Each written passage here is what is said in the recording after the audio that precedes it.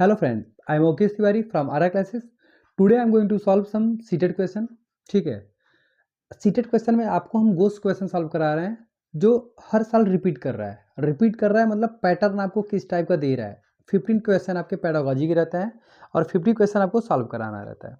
और 50 question pedagogy का वो क्वेश्चन रहता है जो आपको बताता है कि आप टीचिंग के टाइम आप कैसा कैसा आपका थॉट रहता है, बच्चों के लिए आपका क्या थॉट रहता है, आप बच्चों के लिए क्या क्या कर सकते हैं।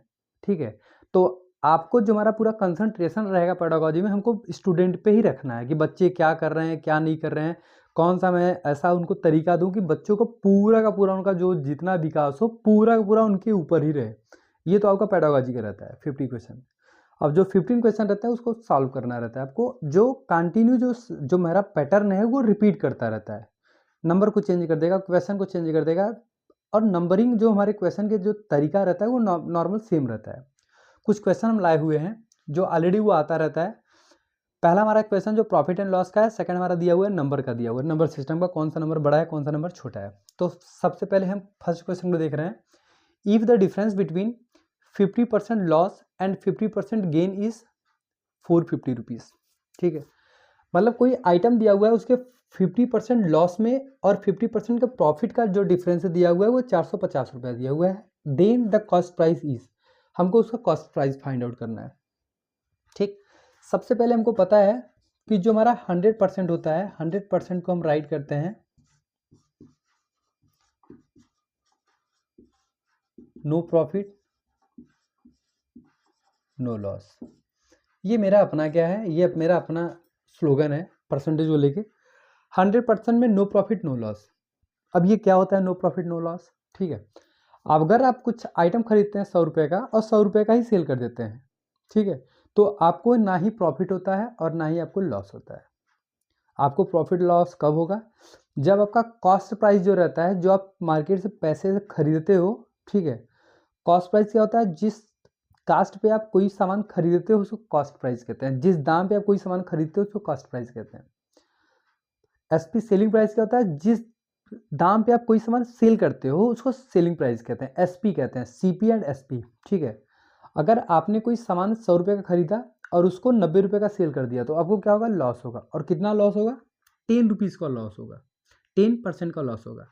ठीक है, तो 100 रुपीज़ के जैसे हम नीचे आ रहे हैं तो हमको लॉस होता है, 100 रुपीज़ के जैसे हम ऊपर जाते हैं तो हमको प्रॉफिट होता है। तो परसेंटेज मतलब होता है 100 पे ही हम लेके चलते हैं, तो 100% मतलब होता है प्योर।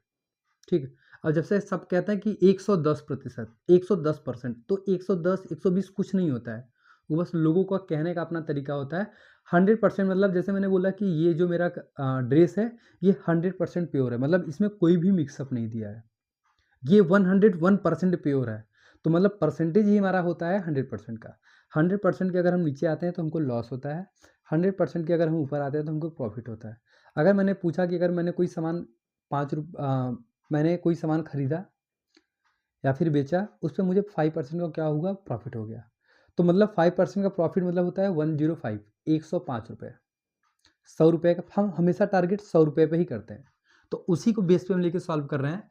100% इक्वल टू होता है नो प्रॉफिट नो लॉस। 100% मतलब ना ही कोई प्रॉफिट होता है ना ही कोई लॉस होता है। ठीक है, अगर हमको 15% प्रॉफिट होता है, गेन होता है, तो हमारा ये हो जाएगा 100 प्लस 15 इक्वल टू हो जाएगा 115%। ठीक, अगर 15% का हमको प्रॉफिट होता है तो गेन होता है, तो ये हमारा हो जाएगा 115। और अगर हमको 50% का हमको लॉस होता है तो ये हमारा हो जाएगा 85%। ठीक, डायरेक्टली हम सॉल्व कर रहे हैं, हमको कोई मेथड नहीं है, कौन सा मेथड कौन सा नहीं। 50% का प्रॉफिट होता है तो 115%, 50% का लॉस होता है तो 85%। और क्वेश्चन दिया हुआ है डिफरेंस बिटवीन, इन दोनों के जो डिफरेंस है वो हमारा कितना दिया हुआ है? 450 रुपीज़। दोनों का डिफरेंस हमारा 450 रुपया दिया हुआ है, तो दोनों का डिफरेंस हम फाइंड आउट कर ले रहे हैं। 115% माइनस 85% इक्वल टू मेरा दिया हुआ है 450। ठीक है, दोनों को अगर हम सब्ट्रैक्ट कर रहे हैं तो 115 माइनस 85% इक्वल टू 450। देन इसको अगर हम सब्ट्रैक्ट कर ले रहे हैं तो ये हमारा हो जाएगा 30% इक्वल टू 450। इसको इधर कर ले रहे हैं तो 1% इक्वल टू हो जाएगा 450, 450 डिवाइड बाई 30, ये जीरो से कैंसिल, तो ये हमारा हो जाएगा 50। तो 1% इज इक्वल टू हमारा हो जाएगा 50। अच्छा, कॉस्ट प्राइस जो रहता है वो हमेशा 100% होता है, तो 1% is equal to 50। Cost price पूछा है तो 100 का मल्टीप्लाई करते हैं, तो 100 में अगर मल्टीप्लाई करते हैं इसमें 100 में बोथ साइड, तो ये हो जाएगा 100% इज इक्वल टू 1500। तो वो आइटम का कॉस्ट हमारा कितना दिया हुआ है, सी 1500 रुपये। नॉर्मल क्वेश्चन है, कोई इसमें कोई कुछ भी किचकिच पिचपिच नहीं है, क्या है कैसा है, ठीक है। सेकंड क्वेश्चन देख रहे हैं, 2 पावर 50, 3 पावर 40, 4 पावर 30 तथा 5 पावर 20 में बड़ी संख्या कौन सी है, ठीक है। अब अगर मैंने बोल दिया कि तुमको कि 4 5 7 9 12 कुछ ऐसे नंबर दे दिया और बोला कि इसमें बड़ी संख्या क्या है, तो फाइंड आउट करने में क्या है, बड़ी संख्या 7 है तो बड़ी संख्या 7 हो जाएगी, बड़ी संख्या 9 है तो बड़ी संख्या 9 है, ठीक है। अब पावर में दे दिया जाए तो पावर को हम सॉल्व कैसे करते हैं, 2 के पावर अगर 50 दे दिया तो 2 के पावर 50 मतलब 2 का मल्टीप्लाई 50 टाइम, ठीक। 3 का मल्टीप्लाई 40 टाइम, 4 का मल्टीप्लाई 30 टाइम, 5 का मल्टीप्लाई 20 टाइम। अगर हम ऐसे मल्टीप्लाई करते जाएं तो एक मल्टीप्लाई करने में हमको कम से कम 1-2 मिनट लग जाएगा, और हमारे पास 4 दिया हुआ है, 4 को मतलब कर दिया, अगर 1 को 2 मिनट लगा तो 4 दूनी 8, एक क्वेश्चन को हमको सॉल्व करने में 8 मिनट लग जाता है, ठीक है। तो सबसे पहले इसको सॉल्व करने का सबसे अच्छा मेथड क्या होता है, ये जितने भी पावर हैं सब पावर को हम सेम कर देते हैं। तो सेम करना मतलब दिया हुआ है 50, 40, 30 एंड 20। देखिए क्या दिया हुआ है, 50, 40, 30 एंड 20, सबका हम लेते हैं एचसीएफ लेते हैं तो हमारा आ जाता है 10, ठीक। हमको इस तरीके से बनाना है कि सबके पावर हमारा 10 आ जाए, ठीक। ये 2 के पावर 50 दिया हुआ है तो इसको हम राइट कर सकते हैं 2, 10 5 जा तो हो जाएगा 2 पावर 10, 10 5 जा 50 सेम आता है, तो ये हमारा हो जाएगा 3, ठीक है। 10 4 जा तो ये हो जाएगा 4 पावर हो जाएगा 10, ठीक है। 4 तो ये हो जाएगा हमारा 4, 10 3 जा तो हो जाएगा 3 पावर 10। नेक्स्ट दिया हुआ है 5 पावर 20 तो ये हो जाएगा 5, 10 2 जा तो ये हो जाएगा 2 के पावर 10, ठीक। अब देखिए क्या होता है, सबके पावर हमारा सेम आ गया, जो सबके पावर सेम आ गया तो सबका ये जो बेस दिया, अब ये पावर हो गया, ये हमारा सब बेस हो गया, तो सबको हम अब देखिए ईजी होता है, 2 के पावर 5 मतलब ईजी हो जाएगा, 2 के पावर मतलब 2 2 जा 4 2 जा 8 2 जा 62 जा 32, तो ये हो जाएगा 32 पावर 10। 3 के पावर 4 मतलब हो जाएगा 81 पावर 10।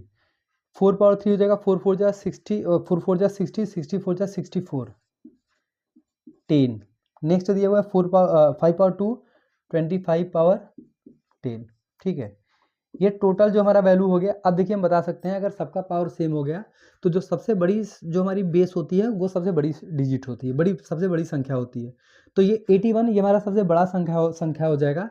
81 मतलब हो जाएगा ये, इसका मतलब हो जाएगा 3 पावर 40, आंसर हमारा हो जाएगा 3 पावर 40। तो इसमें सबसे बड़ी संख्या हमारा हो जाएगा 3 पावर 40, ठीक है। क्वेश्चन कुछ है नहीं, क्वेश्चन को बस हम देख लें और देख के हम सॉल्व करें कि ये इसमें बेस क्या क्या दिया हुआ है, क्या क्या पावर दिया हुआ है, ठीक है। अब हम नेक्स्ट क्वेश्चन को हम सॉल्व कर रहे हैं।